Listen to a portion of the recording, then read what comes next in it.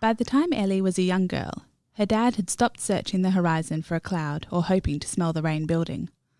The family no longer watered anything except Mum's last rosebush by the back door. The veggie garden next to the veranda had long since dried up and withered away. The only thing moved by any breeze was the dust, which drifted everywhere. Ellie's 7 brothers still remembered the rain and grumbled that there was nowhere to swim and cool off, but little Ellie had never known anything different. Ellie loved to follow her brothers on adventures with Blue, the Kelpie, by her side whenever she wasn't working the sheep. Ellie's short legs struggled to keep up with the boys, but she refused to be left behind and valiantly shadowed them on expeditions that took them far from the house, but always brought them home in time for dinner. Although Ellie wasn't oblivious to her dad's angry shouting when they came back from these ventures, she didn't think much of it. It was always directed at the boys, who were off having bloody fun instead of doing work that needed finishing. The boys would stand around with stubborn expressions or sometimes shout back, a move Ellie always knew was likely to earn them a blow, then storm off in a pack. Ellie was no more than 6 or 7 the night her dad yelled at the boys for the last time. The boys were talking back, always a bad sign, ranged in a tense line just outside the back door. "Just give up, Dad," shouted the eldest. "It's not our fault there's no rain and nothing's changing any time soon." "We're not sticking around just to get yelled at," scowled her younger brother. "There's nothing here for us." "You boys belong on this station and you'd better start showing a bit more interest." Their dad's fists were clenched. "Your mum and I can't run this thing by ourselves. You're part of this family. It's part of your responsibility." "Whatever, Dad." Their dad reached forward and cuffed the boy who'd spoken on the ear. "You're worse than useless," he roared. "Extra mouths to feed and no help. You're like bloody crows, picking off the lambs right in front of me. Just get out! Out!" But something strange had happened to the boys. There was a glance of understanding between them, and they began to shift and ripple under the evening light. A wild wind sprang up out of nowhere, spinning the dust out the back in a willy-willy that snatched up the boys, then settled much too suddenly, leaving behind a small flock of crows that took off, cawing, towards the east.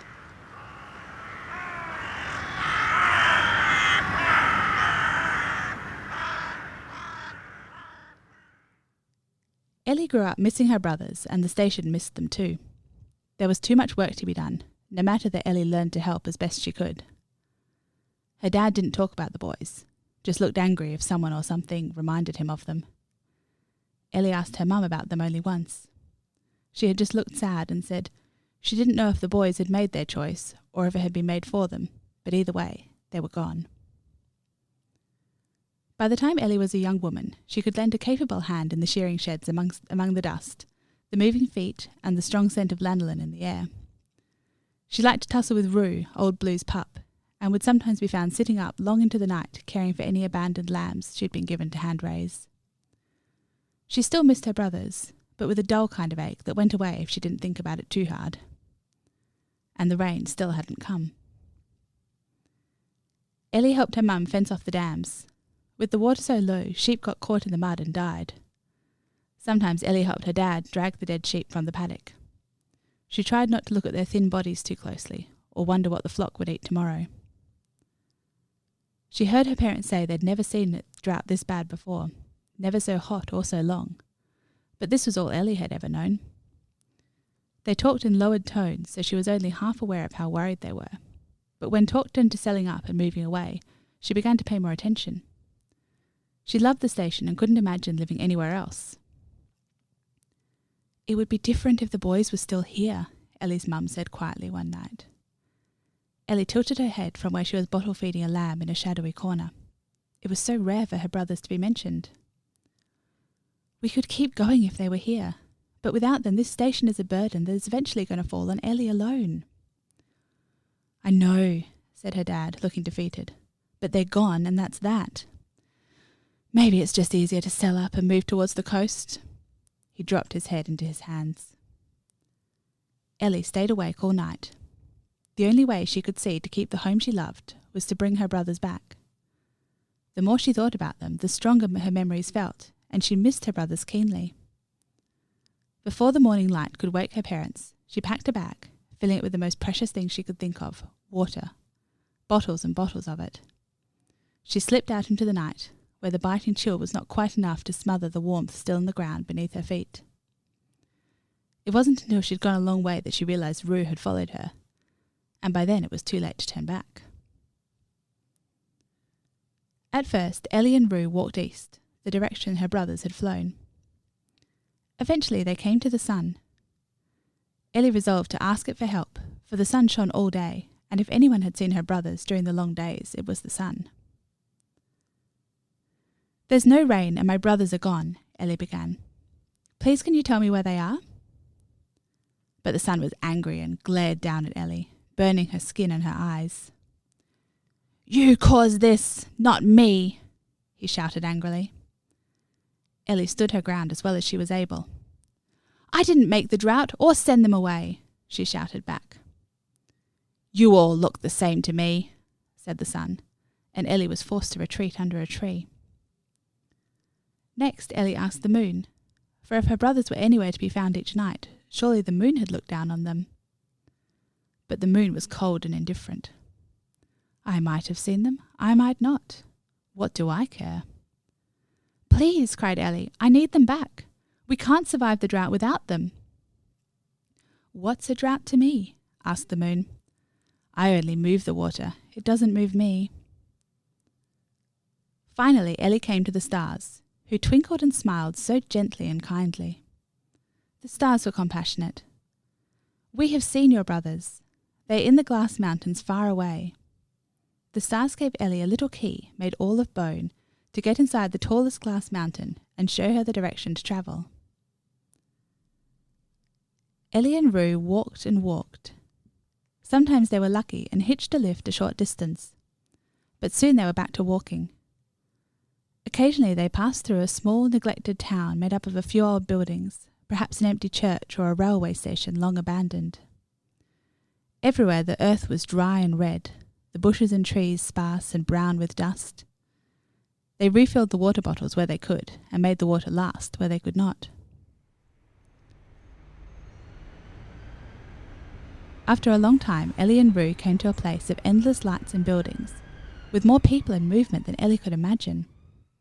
Despite the hazy smog that settled over everything, it was greener than she'd ever seen. Everywhere water was running from hoses, sprinklers and fountains. Far on the horizon, huge shapes pointed upward, light glancing off them in jagged reflections that seared Ellie's eyes even at a distance, and she knew that these must be the glass mountains. She walked fearlessly through the sprawling city, and it was just as well she was brave, for someone with less courage would have faltered under the looks the city folk gave this dirty, dusty young woman and her dog. At last she reached the tallest buildings. Each one could be a glass mountain to Ellie's wide, unaccustomed eyes. But in which one would she find her brothers? This one, with stone and glass cleverly intertwined? That one, with glass, metal and concrete that felt poised to crush those below it? Another, where glass was illuminated by flashing lights that spelt out words in many languages. She walked on, Rue close by her heels, ears drooping and head down, both bewildered by the noise and weight of the place, the press of people, and the maze-like quality of the streets. Finally, in the very centre of the city, stood the largest building of all. It loomed over Ellie, and every facet was glass. Each side seemed impenetrable, and it glinted viciously, victoriously, raised above everyone, a glass mountain indeed. Ellie approached it carefully, tentatively. She took out the handkerchief that contained the little bone key that the kind stars had given her, but alas! The key had been jostled against the water bottles all through the long journey and was crushed into 1,000 fragments. Ellie struck her fists on the glass and shouted, but the glass mountain remained unassailable. Its vaguely threatening presence meant even those accustomed to it walked a little faster as they passed, and no one paid attention to Ellie's cries of frustration. But Ellie was determined and daring and had not come this far to give up. She could see the one chink of weakness in the glass mountain, the one spot a small bone key would fit. Somehow, she did not know how, Ellie knew there was only one way to reach her brothers. With a deep breath, gritting her teeth and with Rue comfortingly by her side, She took a knife and cut off the smallest finger from her hand. Slicing through bone was no small task.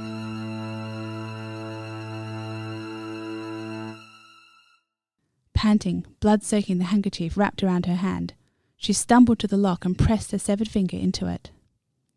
Silently, previously invisible doors slid open and Ellie toppled inside. The silence of the interior was oppressive.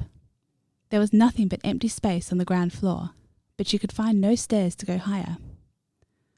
Eventually she stumbled into a strange glass box full of buttons with arrows pointing upward. She pressed the highest button, heard the mechanism whir, and felt herself lifted up. Through the dark glass walls she could see the whole city fall away below her, stretching on and on. As she went higher, she could see the red dirt beyond and a dust storm in the distance. Finally, the doors opened, and Ellie and Rue found themselves at the top of the glass mountain. In each direction, glass was all that stood between them and a fall to ground barely visible so far below. In the middle of the room was a long table, spread with an extravagant banquet. Ellie was bewildered by the unfamiliar food, but she was hungry, so she tasted a little from each plate and drank a little wine from each glass. She sat down in a large armchair facing one of the glass walls and swiftly fell asleep. Ellie was woken by a terrible wind. The top of the mountain had opened and the wind roared inside, rattling the glass, shaking the cups on the table, and whirring past Ellie so that Rue whined beside her. In the midst of the wind, Ellie saw dark shapes fly into the room. The wind only seemed to increase as they shook themselves, lengthening, standing straighter, shaking off their suits of feathers until suddenly, like closing a door, the wind stopped and they stood there as men. Her brothers, for there could be no doubt who they were, did not notice Ellie in their haste to sit down to their meal, but they each quickly saw that a bite had been taken from their food. They all spoke at once, their voices tumbling over each other. "Who has eaten my food?" said the eldest. "Who has drunk my wine?" said the youngest, who was barely older than Ellie. "Who is this?" cried one in wonder, looking at Rue, who was warily sniffing the feathers on the floor. "She looks just like what was her name?" "Blue," shouted a brother. "She looks like Blue." Ellie slowly stood up from the chair and walked towards them. "Blue died a long time ago, I'm afraid, but Rue here is her daughter." The brothers stared at her, shocked into absolute silence for a moment. Then one stepped forward and falteringly, so slowly, reached out to hold Ellie's shoulders and look into her face.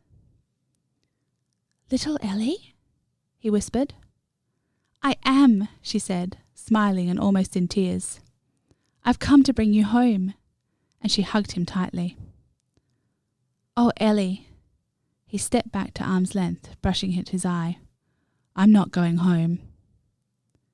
Ellie looked at them more closely, past the familiarity of their faces to the costly clothes, heavy watches and soft leather shoes. "We need you at home," she cried. "You don't know how it's been out there, what you left us to." Ellie saw a flicker of anger across several faces. Then they shrugged and turned back to eating the rich food and drinking the dark red wine.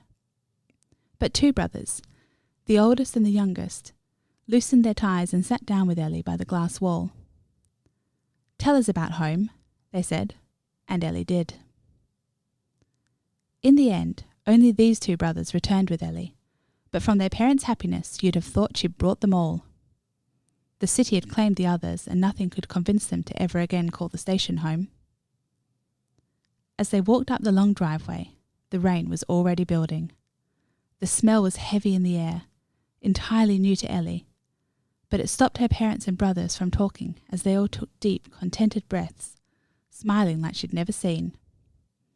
When the winds changed a day later, bringing the rain, it felt like hope.